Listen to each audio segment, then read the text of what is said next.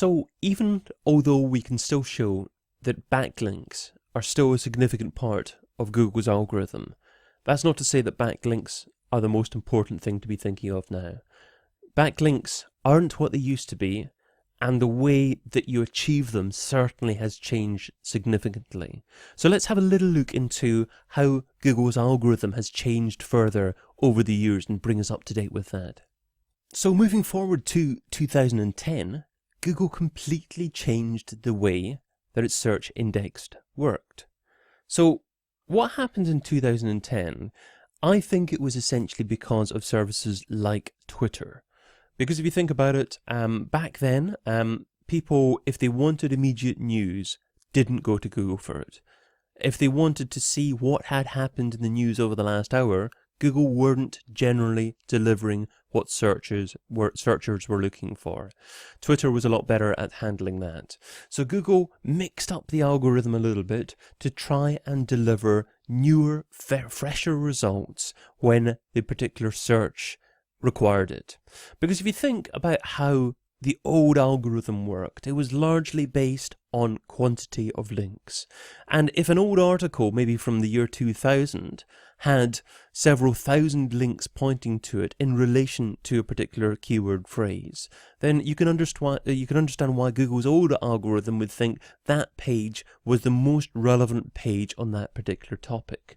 But of course, things are updated all the time, and just because something was published quite a few years ago and it has thousands of links pointing to it doesn't make it the most relevant source on that particular topic nowadays. Perhaps something's just been published 2 hours ago and it's only got 2 links pointing to it, but it doesn't necessarily mean that it's less relevant. It could be probably more relevant for today's audience. So Google completely mixed things up with its Caffeine update, and it was able to determine better by using things like overall domain authority if a site should have fresh content ranked quite quickly. Move forward another couple of years to 2012, and it started doing things like recommending that your site was optimized for smartphones. And that makes a lot of sense, because certainly nowadays many sites have over 50% of their visitors through smartphones or tablet devices. So people tend not to necessarily browse the web through a desktop computer nowadays.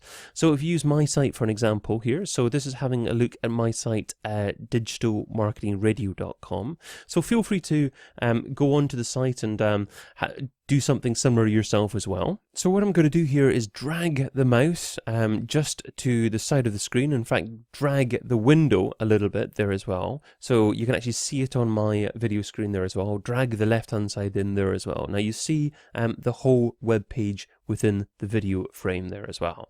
Now look at this here. When I actually change the browser size, so just in case you don't know how to do this, actually you click on this normalize, this maximize button right in the center of your top right hand side buttons here. So do that to make your browser pop out, and then you can actually change the size of your browser. Now look what's happening here.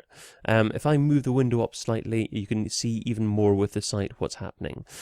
So get it back to the same level here, and look what's happening with the image, look what's happening with the text there. I've got lots of other things going on just down below the window, so I'm going to move the video screen further down there as well.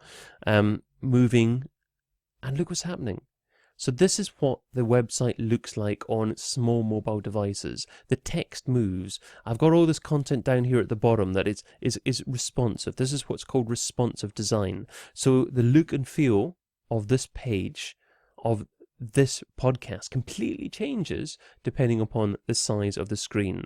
And that's what you need to make sure happens with your website. You need to make sure that your website is responsive so that it displays effectively no matter the size of the device. Because I remember years ago, I used to design web pages, and I used to design them for fixed width screens. So it started off with 640 pixels wide, moved on to 800 pixels wide, then moved on to 1024 pixels wide. But now, if you actually have a look at your Google Analytics stats and have a look at the devices and the window sizes that people are using to view your website, you'll probably see that there are hundreds of different device sizes that people are using to actually find your site. So it is essential to use a responsive design. And in fact, I'm going to take this domain name, digitalmarketingradio.com, and put it into Google's mobile-friendly test. So I've got this loaded up here as well. So if you go to google.com/webmasters/tool/mobile-friendly, you can copy and paste your URL into there.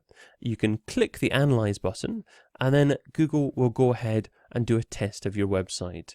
So make sure you do that, because if your website isn't mobile friendly, then you're putting off a lot of people. And not only are you putting off people, you are putting off search engines as well, because Google are moving more and more towards using ranking signals about the quality of user experience and ensuring that sites are mobile friendly as well. So that's the reason why Google are offering a tool like this as well. So is your site mobile friendly? Use the tool and find out.